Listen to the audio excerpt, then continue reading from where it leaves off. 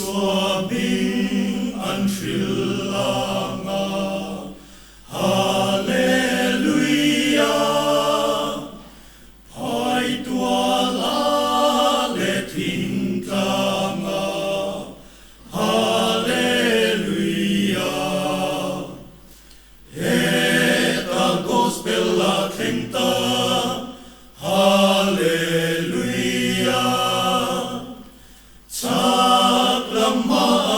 Zelam, Hallelujah. Taklama akal zelam, Hallelujah. Hallelujah. Hallelujah. Taklama akal zelam, Hallelujah. Hallelujah, saklama akal zelam.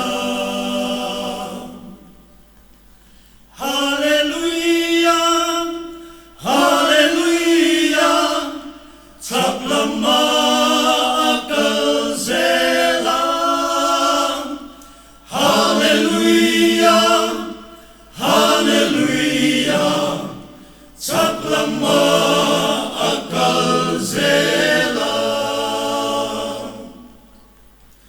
Mi zong zong an in kong do Hallelujah Chan dam tu joy moi tu ri Hallelujah Calvary thôi na an shilam Hallelujah Zong zong apo, Hallelujah. Koveram zong zong apo, Hallelujah. Hallelujah, Hallelujah.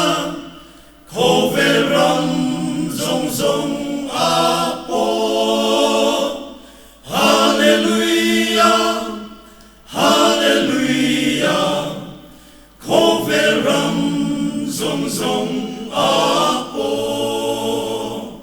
Hallelujah, Hallelujah, Koveram zong zong apo. Hallelujah, Hallelujah, Kohhran zong zong